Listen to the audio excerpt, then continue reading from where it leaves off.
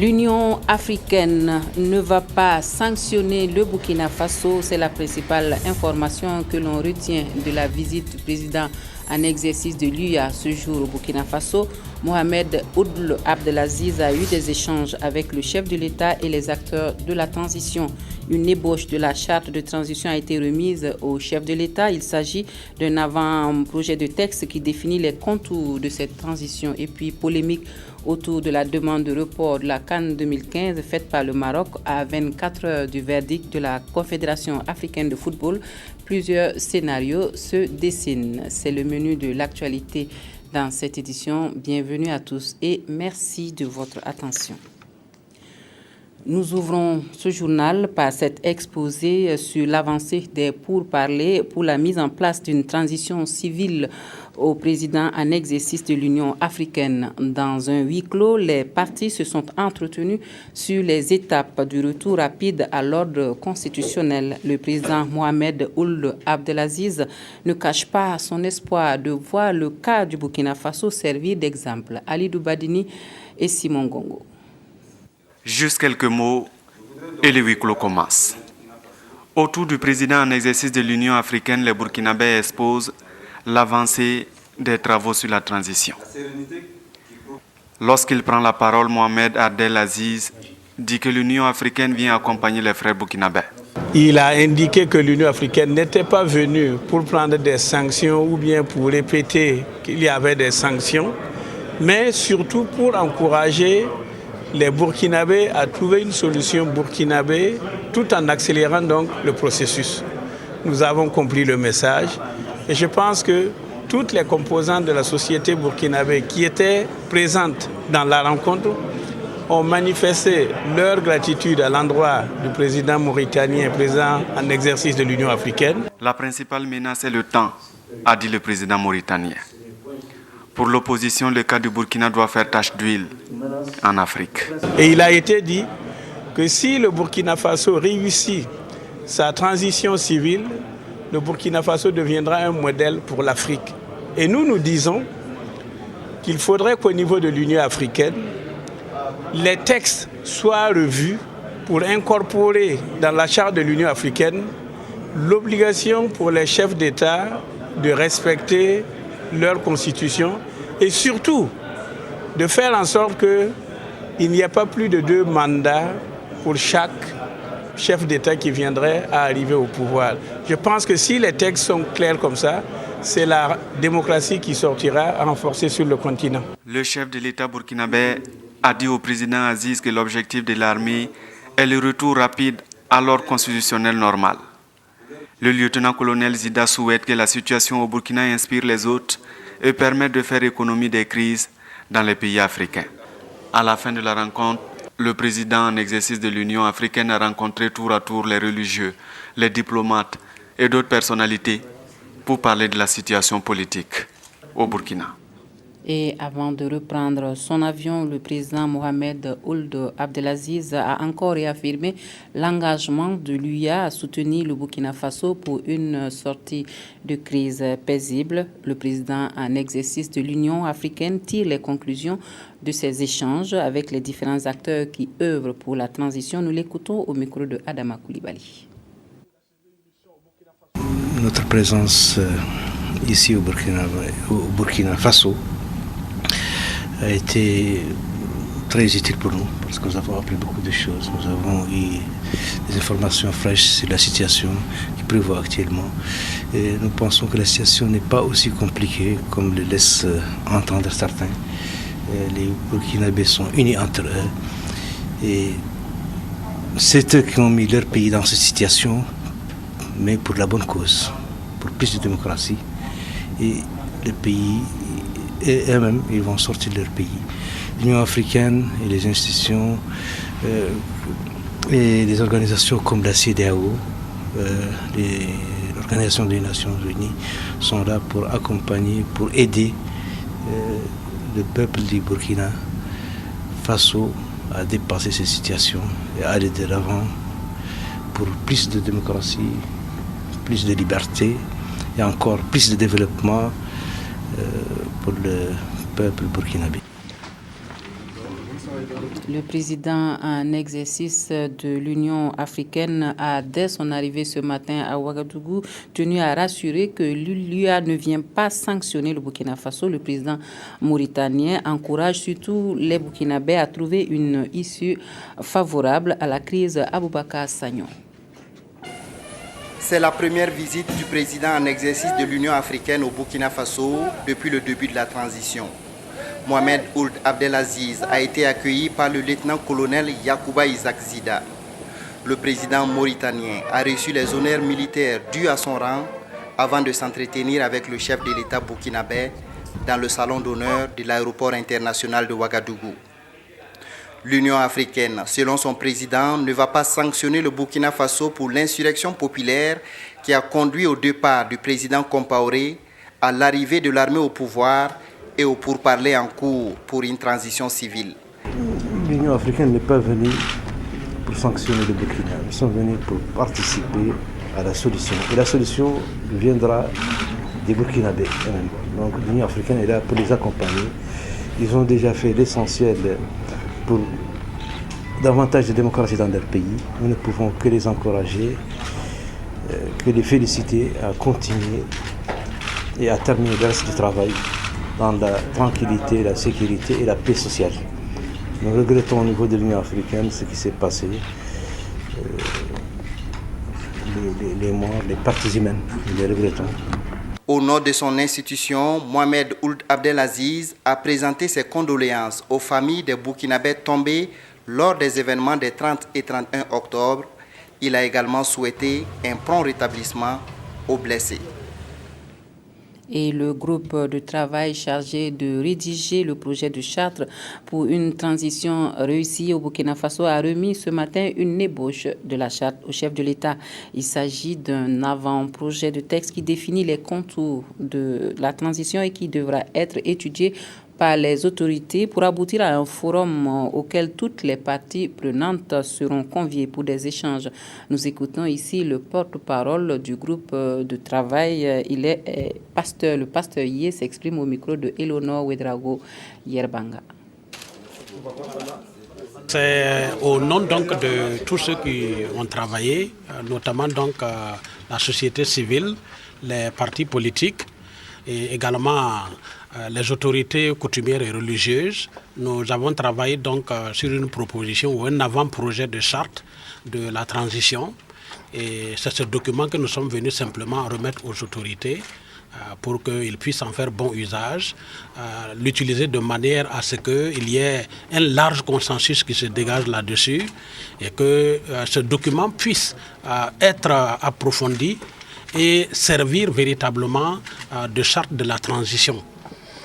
Nous voulons asseoir donc notre pays sur des bases solides et même cette transition-là, il faut qu'elle soit assise sur des bases solides de manière à ce que nous n'ayons pas à recommencer. Une année, ça passe très vite et donc il va falloir que tout soit mis en œuvre de manière à ce que cette transition, ce passage donc du pouvoir de l'armée au civil, que ça puisse se passer véritablement dans de très bonnes conditions. Il va falloir que l'on puisse prendre en compte toutes les composantes et certainement que peut-être dans les jours à venir, rapidement, un forum pourra être convoqué de manière à ce que il y ait vraiment un large consensus sur le document. Et c'est à l'unanimité que le groupe de travail a adopté l'avant-projet de la charte.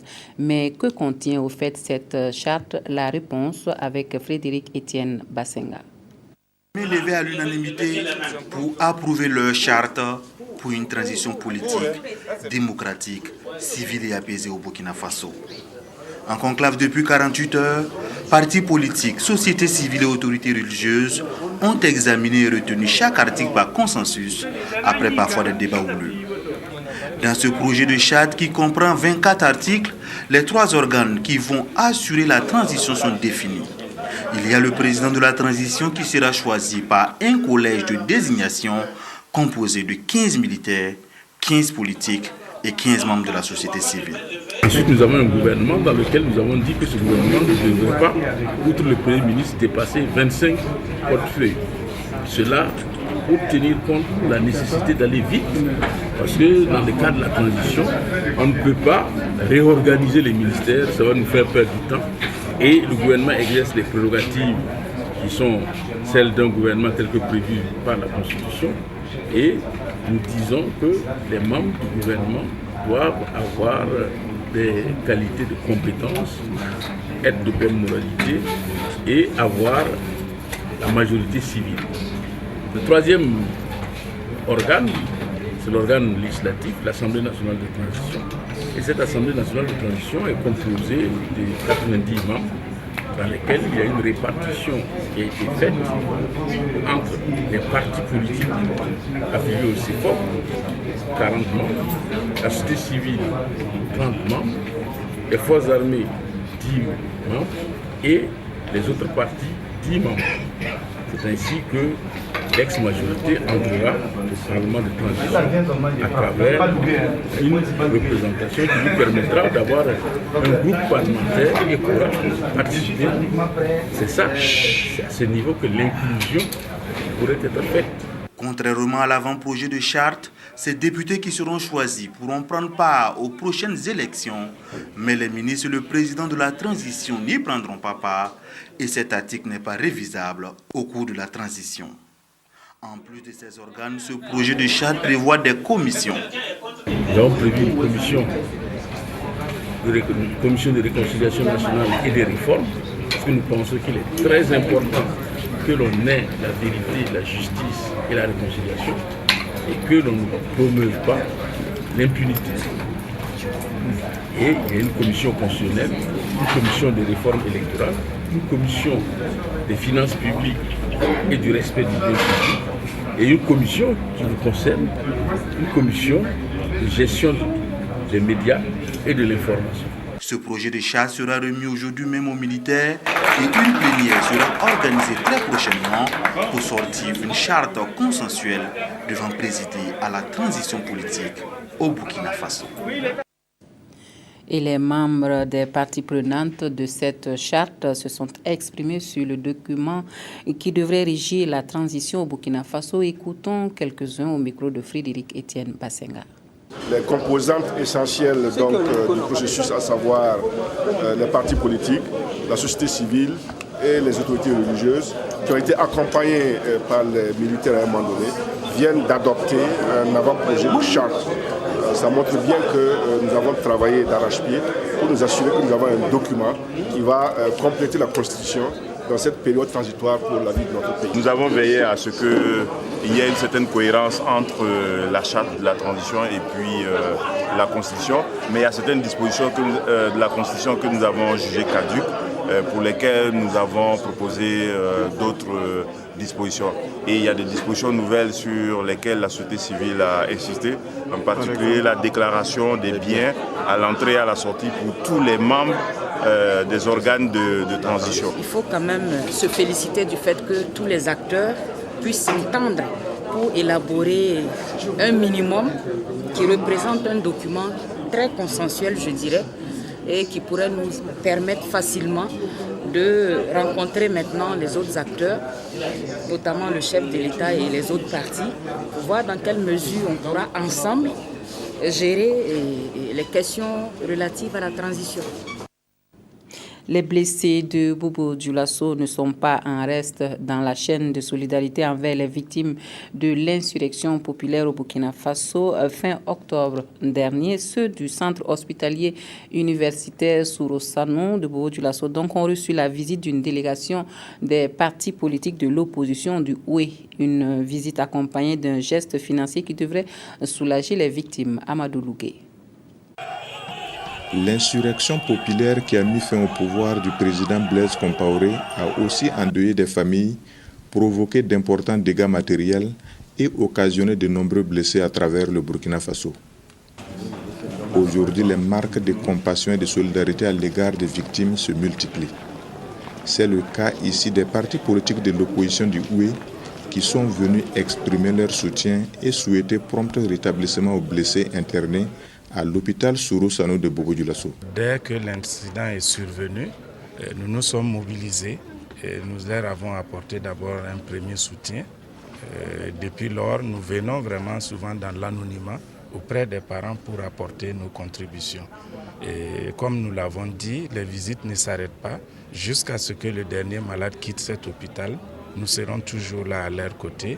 Et même dans leur famille, c'est pour cela que nous avons cherché à localiser chez chacun d'eux, que la famille sente vraiment que les partis d'opposition politique que nous sommes aux côtés de ces camarades-là et que nous allons les soutenir jusqu'à leur établissement total.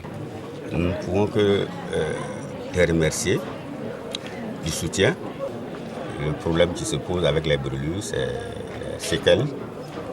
Parce que dans tous les cas, vous avez vu, même quand ils vont cicatriser, ces cicatrices-là ne vont pas disparaître. Et vu la localisation des brûlures aux membres, des articulations,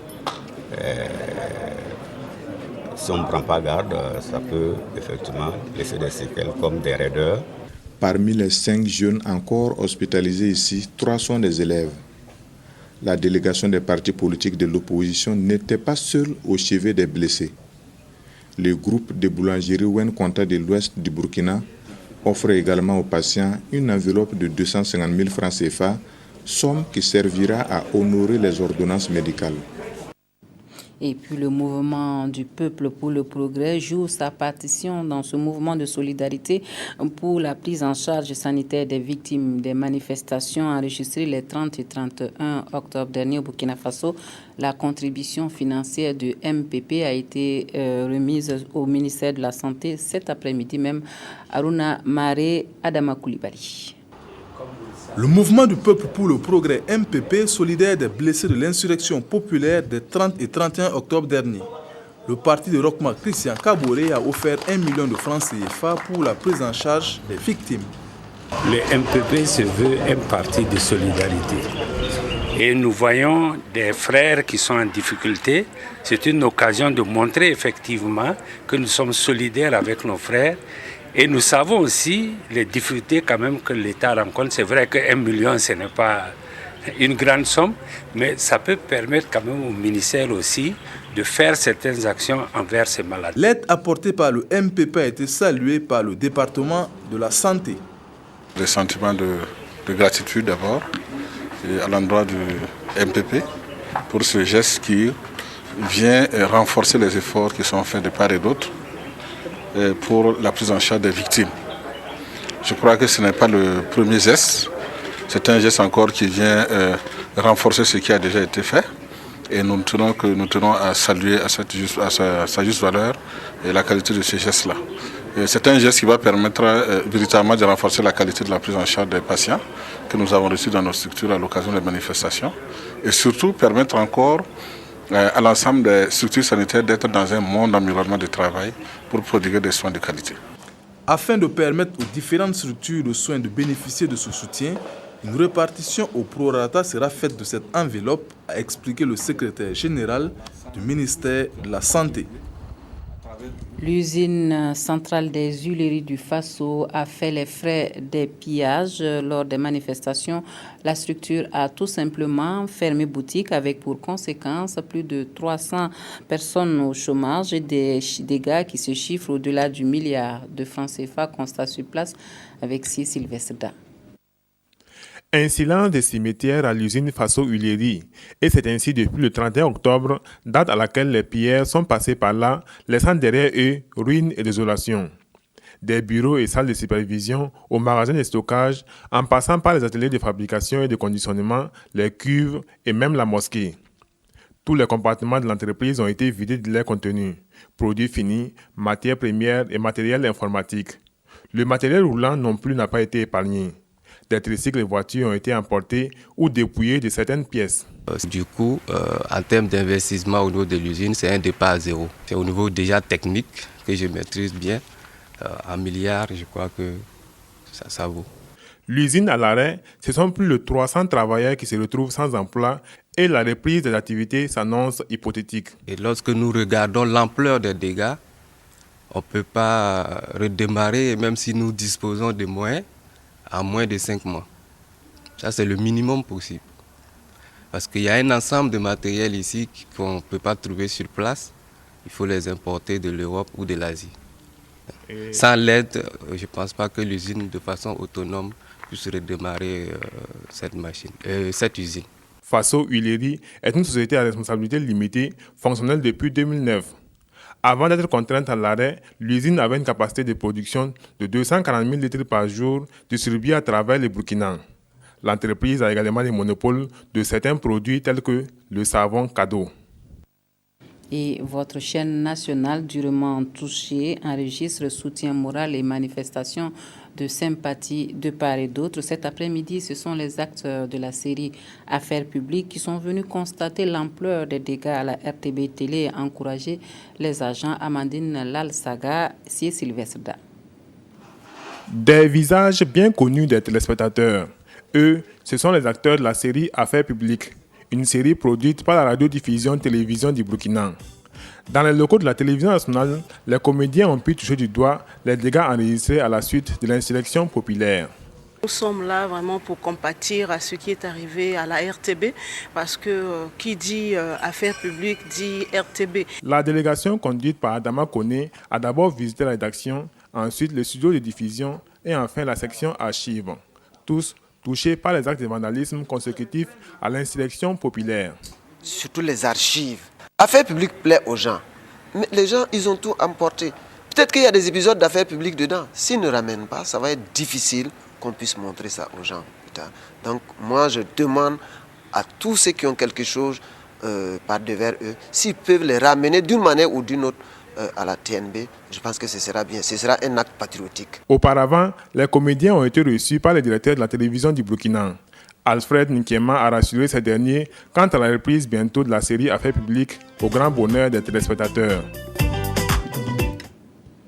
Mais dans cette atmosphère, il y a quand même des heureux et ce sont les gagnants du jeu Téléfortune de la nationale du jeu des hasards. Les chanceux de Ouagadougou sont plus de 84 et ils ont reçu leur lot. Nathalie Savadogo Nabaloum. La loterie nationale burkinabé récompense ces heureux gagnants du jeu Téléfortune. Au total, 84 gagnants vont entrer en possession de leur lot composé de réfrigérateurs, des téléviseurs écran plasma, des barriques à eau, des fétous Sodigaz, des kits scolaires, des téléphones portables et des kits Canal Sat d'une valeur d'environ 30 millions de francs CFA. Un kit scolaire de 100 000 francs. Je suis un des heureux gagnants. Donc je suis heureux, voilà. Je suis content d'avoir eu ce prix, quoi. Cette initiative de la LONABé vise à encourager sa clientèle et à les accompagner davantage dans leurs entreprises. Le jeu consistait en tout cas à nous envoyer dans une enveloppe 10 tickets Téléfortune non gagnés. Donc là, on a fait un tirage et c'est après ce tirage-là que les gagnants ont été indiqués. Voilà. Nous avons 3 directions régionales. Le siège Ouaga, la DRC, où nous sommes actuellement, c'est la direction régionale du centre. Il y a la direction régionale de l'Ouest Bobo et la direction régionale de l'Est comme siège Coupella. Au total, nous avons eu 496 lots répartis dans toutes ces régions. Et dans les 2 autres directions, ils ont pu remettre les lots. Et donc aujourd'hui, nous remettrons les lots un peu tardivement, mais c'est à raison des événements que nous avons enregistrés. La structure envisage de relancer le jeu Téléfortune pour permettre aux amoureux du jeu instantané d'avoir plus de chance. Voilà donc pour les heureux gagnants du tirage de Téléfortune de la nationale des jeux du hasard. Voilà, le Maroc demande le report de la CAN 2015 et cela suscite polémique. La Confédération africaine de football doit rendre son verdict définitif demain 11 novembre, mais déjà on envisage pas mal de scénarios dans le milieu du football sur le continent africain. À 24 heures de la très attendue décision relative à l'organisation de la CAN 2015, au sein du comité exécutif de la Confédération africaine de football, une tendance se dessine. De plus en plus de voix s'élèvent pour s'opposer au report de la compétition prévue du 17 janvier au 8 février. Ce journaliste camerounais couvre depuis plusieurs années des phases finales de la Coupe d'Afrique des Nations pour la radio nationale. Comme certains membres de la CAF, il estime que le report de la CAN 2015 pourrait priver l'instance tutélaire du football africain de ressources vitales. Ce report, à mon sens, aurait des conséquences lourdes, aussi bien pour le pays organisateur que pour les pays participants, parce que programmer un événement de cette envergure de longue date et brutalement le reporter serait suicidaire pour toutes les parties. Dimanche, le Maroc a indiqué qu'il croyait encore en la possibilité d'un dialogue avec la Confédération africaine de football. Mais Rabat maintient sa requête de report de la CAN de janvier 2015 à janvier 2016 en raison de l'épidémie d'Ebola. Sa décision, communiquée samedi à la CAF, est très commentée dans les milieux du football amateur sur le continent. En Côte d'Ivoire, la polémique enfle. Imaginez-vous un instant qu'on dit qu'il y a un seul cas d'Ebola là-bas. Vraiment, tous les touristes vont fuir. Or, c'est la première source de revenus du Maroc. Donc, je les comprends un peu dans ce sens-là. Mais j'aurais préféré qu'ils ne refusent pas. Un petit report serait quand même intéressant parce que le Maroc aussi est un pays africain. Et c'est l'Afrique qui est en majorité touchée par ce virus-là. En attendant la fin mardi de l'imbroglio autour de la CAN 2015, les sélections africaines poursuivent de manière imperturbable leur préparation. Ce week-end vont se disputer les matchs comptant pour la 5e journée des éliminatoires de la prochaine phase finale de la Coupe d'Afrique des Nations. C'est tout pour l'actualité dans cette édition. Merci à vous de nous avoir suivis. Excellente suite de programme à tous et à toutes.